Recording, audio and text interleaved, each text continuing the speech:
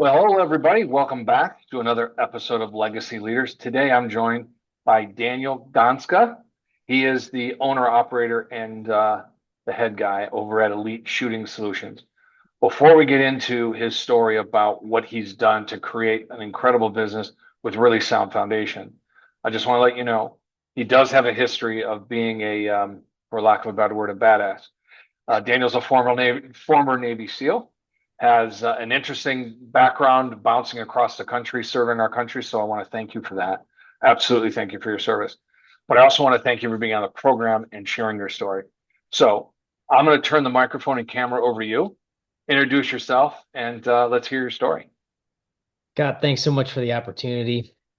Yes, it has been quite a unique journey that God has brought me along from a young man of 16 years old on the west side of Cleveland with bright blue hair who was searching for attention to 10 years into a military career as a Navy SEAL, having traveled from one coast to another, been deployed overseas, and settled down on the East Coast with my wife and then soon to be sons.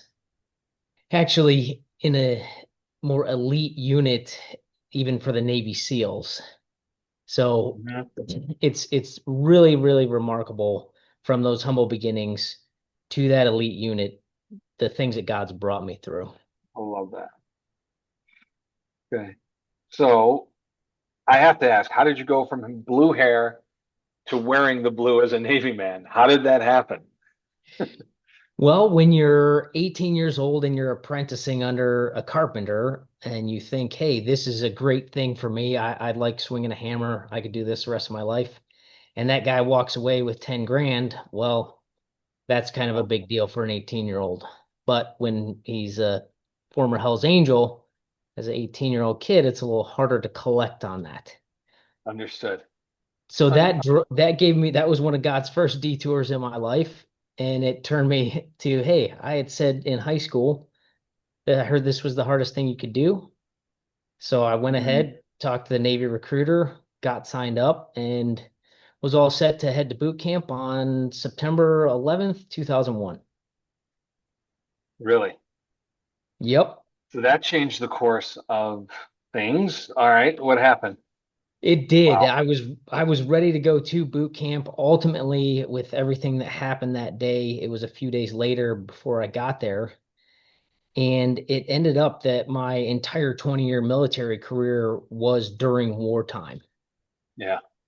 As a Navy SEAL, that provides the opportunities that you're looking for. When some kids were concerned about the fact that we were at war because they were looking for college money, my desire was to get into combat. And so, as unfortunate as all that loss was, I still saw it as okay, now I have a true purpose in joining the military that I'm going to fulfill. And I'm going to do my best, God willing, to fulfill it at the highest level as a Navy SEAL. Okay. That is a very different mindset. And now I can understand you've used the word detour. And I think it kind of places your mindset in a very specific spot. And I'm intrigued by this, so I want to go down this pathway. But I like the way you said detour. It wasn't a roadblock. It wasn't a challenge. It was a detour, which means I'm going to get around it. I'm going to figure out my way around it, and it's only put there to test me until I get to the next one. Incredible mindset. Is that something that you had going into the military, or is that something that the military kind of drove into you to think of things in a different way? How does that work? Scott, I would say it's a combination of both Okay. because the amazing upbringing that I had as a Christian and being homeschooled all the way up in half partway through high school really set the character foundation. My Hmm. dad tirelessly working, supporting a family with six kids. I used to not understand why he always had coffee breath and bloodshot eyes. Yeah, okay. Now you understand, right? By the If- time I was in my mid 30s with four kids of my own and coffee breath and bloodshot eyes, I sent him some very grateful thank you notes on those Father's Days when I recognized what he had been doing in that time. uh, But to answer your question, that was the initial shaping from my family. And then, yes, once I got into the military, the Navy SEAL mindset is I'm not going to give up. There's no chance that I am quitting. They test you to the nth degree Mhm. in order that you will know for yourself and that you will know that about the man next to you, that he's not going to quit either as long as he's got breath in his lungs. So when you marry those two things together, detours are all over life. And when you've got that never quit mindset, hey, you may even hit the accelerator instead of the brake when you start facing that next detour. Okay. That brings me to, I'm gonna circle back. Most people entering into the military, realizing we're in a period of war, probably are going in with second guessing, trepidation. I don't want to be a part of this. To you are going into it with, all right, finally I get to see some kind of combat. Walk me through your mindset, how you got to that point. When you know where you're going in eternity, it clears up that apprehension about death. Okay. And That's so powerful, Daniel. for me as a Christian, and even as a 20 something year old deployed overseas, we would have these long walks into the targets where the action would be. Yeah. And with night vision goggles on, you can see a million more stars than normal, especially if you're in the middle of nowhere. And in those times, I got into a routine actually of being grateful for the young life that I had already Mm, and thanking God for that. And so when you do that, it puts you in a whole nother category as far as can I function under stress? okay. The thing for me that I recognize now in hindsight, though, they have a saying in the teams, and it is you can't chase the war. Yeah. I think that applies to business as well because you're chasing the sale or the promotion or whatever it might be, that next connection. In the military, chasing the war means wherever there's combat, that's where I'm trying to be. That was my goal early on in my military career. And it Okay. continued because I was searching for, even though I had my faith, I was searching for fulfillment in that thing. Okay. And I bet you can guess, ultimately, it did not bring me that fulfillment. Yeah. And it, Well, I mean, at some point you had your wife, you had Mhm. your boys as they start coming along. Now, okay, despite the coffee breath and the bloodshot eyes, now you have a different perspective on your purpose, right? Your purpose is not to fulfill a destiny of self. Now it's as a husband and a father, I need to recalibrate my brain so I'm around to take care of them. I don't want to speak for you, but I'm assuming that's the transition that you went through. Walk me through that. You're absolutely right, Scott. And it was one where I looked at it and said, I had achieved by the time my second son was about to be born so many of the things that I had set out to. Yeah. So even though I had been chasing the war and it had been eluding me on some of the deployments that I was on, my friends were in more combat than I was, or I had gotten to the next level and still hadn't found that fulfillment. It was that calling that I have as a man to be a husband and a Mhm. father that helped shape two very critical career decision points that I had. Okay. Yeah, that's powerful. So now we're talking about different career choices you've had to make and the decisions. So from our previous conversation, I do know you had some interesting conversations with yourself and your family. What do we do next? How do you get to that next step? And eventually we're going to get to how Elite Shooting Solutions get started, right? But the story that leads you here, because we're talking about a Christian foundation with a gratitude and a confidence in self that gives you this peace, but yet you're still seeking fulfillment that you haven't found yet. Yes, Until the wife and the sons come, the purpose was always thought to be something that it ended up not being, right? Hmm. Now, how do you make these decisions that you, because walk me through the decision you had to make going from one unit to the next and how that all played out for you.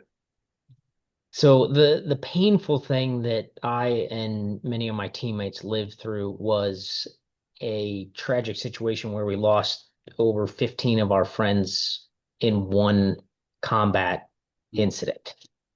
And while the military is a brotherhood, it is unique to see, even when losing so many people at once, how it continues on. Yeah. Not unlike the business world, it will keep going without you. We call it the train. You get off the train and it keeps right on going. Mhm.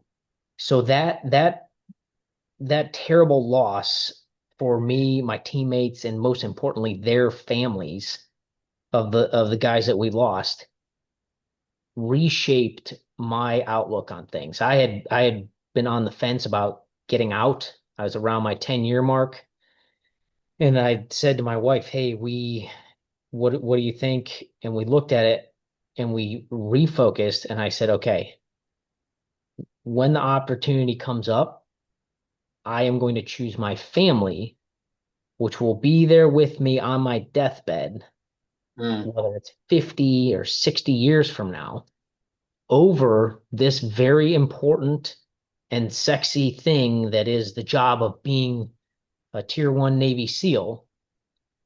Yeah. And fast forward a couple years, and I had that option. I got an opportunity to go and teach driving or mobility. So it's one of my favorite things to do when I'm behind the wheel, especially if there's something intense going on, whether it's a side by side or a dirt bike or an up armored off-road truck. I thoroughly enjoy that. So I got to spend a couple years actually teaching other operators who were still doing the job the best techniques for driving in combat and preserving those vehicles that were going to protect them and get them off the X. All right. So I don't know. I would imagine driving on 480 or 77 is much different than driving in combat, right? So you're teaching things that most people, civilians, would never even know or even need to comprehend. But that's obviously a vital piece. How do you did that for how long? 2 years. 2 years. Okay. When did you decide, or how did you decide to move out of the training and being the tier one SEAL East Coast, if I remember right, Hmm. Yep. and then coming back to Northeast Ohio? So it had a couple more steps before I did land Oh, back yeah, yeah. home. Okay. The next step was where I had a very clear picture painted for me. And that was, hey, we have an opportunity for you to go to Germany to live in Europe for 3 years with your family, or you can come back and take a leadership position. Germany also had a big stamp on it that said career suicide. You will not advance because I wasn't getting into the leadership role that was required to advance. Okay. So you could see the parallels if you're climbing that corporate ladder and they say, hey, time to turn up the hours. And I said, I've seen how the machine works.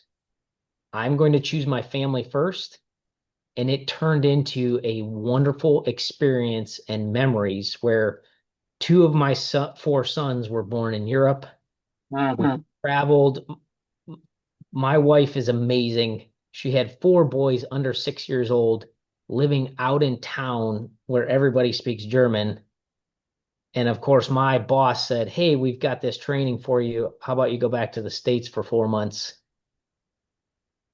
Yes. Oh, So, wow. yeah, I know you said the word badass. That's what comes to my mind when I think of my wife. Understood. Did she stay in Germany for the 4 months you were back here? Yep. She had some help from family that came out. Her mom being one of the best visitors that we had, hitting practically every birthday, I think, of my sons. but it was this Damn. huge testing thing for her, and she came through it with flying colors and is such a wonderful mentor for younger moms as well. Yeah. Circling back to what you were saying, though, this was that next step where I had chosen my family once as far as getting into the instructor position, and then I had been made very clear that it was going to be a career detour for sure if I went to Europe, and I chose my family again. By the time we came back, I had a few years left, did some very unique things at the end of my career. Okay. And post COVID, I brought my home family back home here to Northeast Ohio. And that's when the other businesses came into play. Okay. So you were in the service. What were you doing during COVID years? During COVID years, I was finally coming into the leadership position that I'd been chasing for so long. Okay, good. So I had been working on this, and in February of 2020, I took my leadership position. Oh, what a great time of the It situation. was amazing because all the playbooks that I had been taught on Didn't even were exist. instantly obsolete. Now, where were you in February 2020? Whereabouts in the world? I was back in Virginia. Okay. Yep. So you literally were flying the airplane and building it at the same time, trying to get all Yes, that together. As a leader, I can't imagine the uh, the quick feet and the sharp attention that was necessary to get that done. So once again, I thank you for all that you've done in there.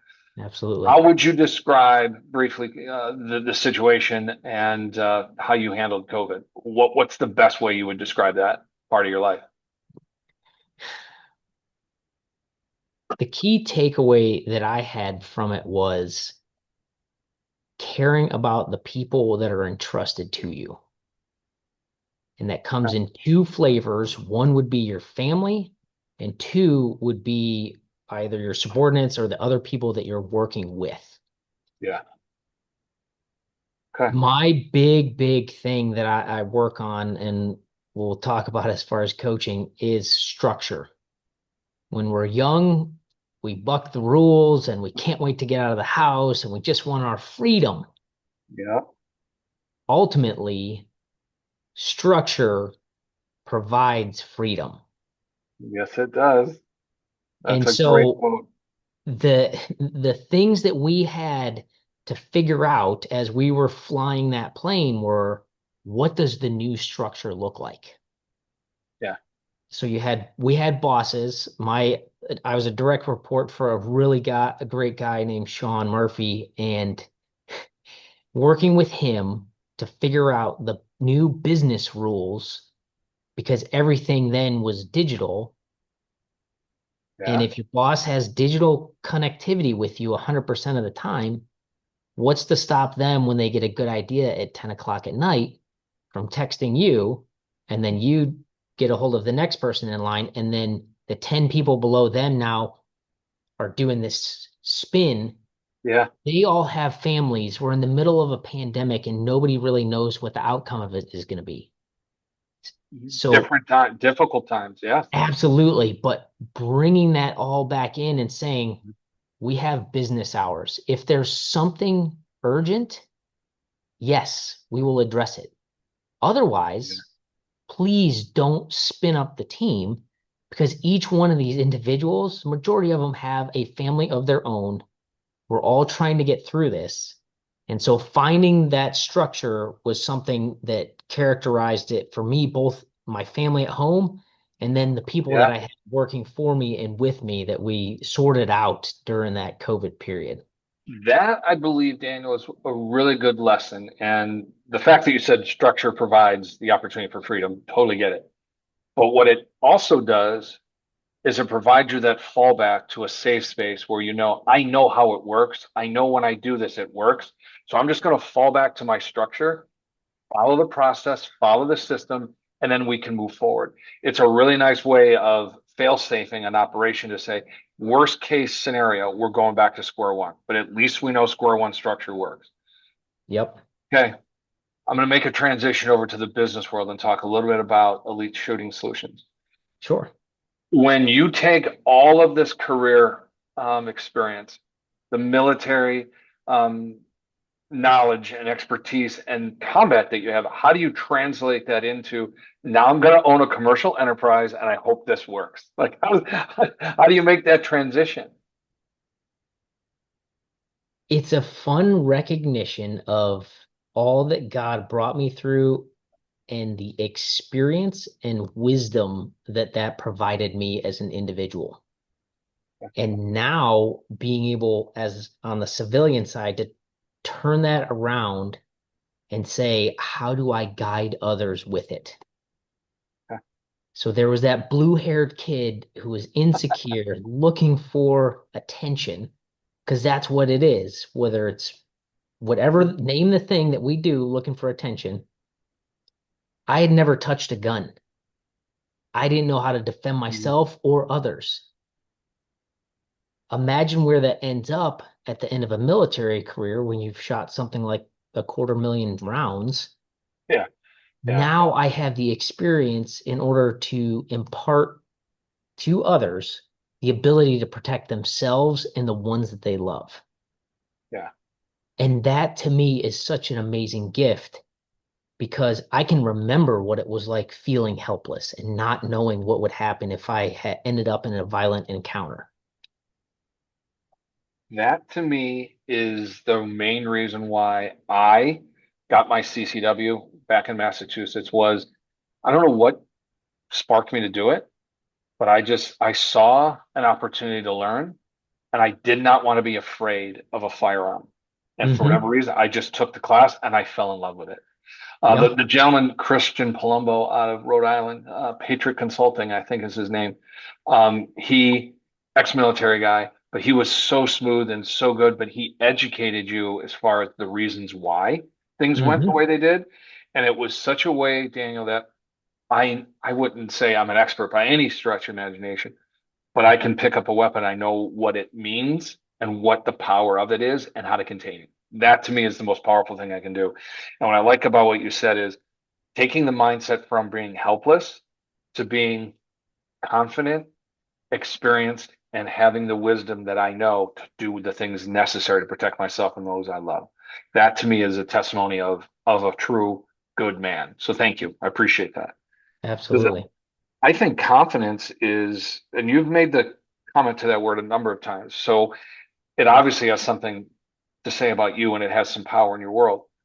But the confidence that you're instilling in people that come to your show or to your shooting solutions, they're getting an understanding of confidence that they never had before. And I believe anxiety is just your brain telling you you're about to be uncomfortable, so I'm going to make you anxious. If you Yep. build the level of comfort and confidence in whatever skill or task you're going to go out and do, man, the anxiety just wipes away and you're doing what you do. So in your business, what is it that you, I hate to use the word, but what do you target? Like, what is it that you're looking for from clientele? Who is it that comes to visit you? And when they do, what's the experience they get when they come to Elite Shooting Solutions? So, Scott, the thing that I've developed as far as a curriculum over the last year is going from whatever level you're at to competition ready. Oh, okay. So if we don't have some sort of a test, then we have no idea where we're truly at. And the thing that that does on the shooting side is whether it is my dear friend Gina, whose husband loves her dearly and travels for work. Uh-huh. Yeah, the amazing gift that I got back from her after we had trained together was, Dan, I've got to tell you this story. He was on the road. Dog went nuts at 3 in the morning, like she never does. And I was prepared. I Mhm. wasn't afraid anymore. I wasn't thinking about jumping out the window of my second story bedroom as my only resort. Yeah. Holy cow, that's a huge transition. Dude, that's powerful. And so that's one extreme. Or there are other guys who say, hey, I've been a hunter all my life, but I've never really delved into self-defense stuff. Okay. Okay, we have a base to work off of, and we can do that as well. Yeah. Same thing, I do some law enforcement training as well, help the folks that are there every day, willing to put their lives on the line. I want them to be as prepared as they can. Yeah. So do I. I want those people to be as prepared as possible to deal with the lunacy by which they have to deal with, right? Let's just Yes. be honest. Yeah. Yep.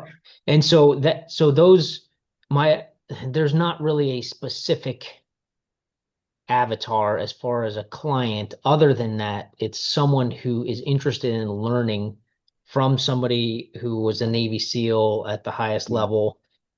And the thing that I've got a couple different sayings. One is, you heard me say kind but dangerous.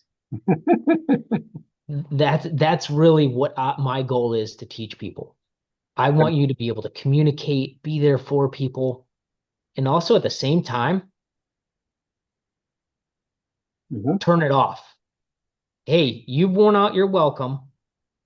You're not doing the right thing for the people that are around here. It's time to be done. Yeah. But I'm there for them when they need it and when it's justified. Yeah. I love that.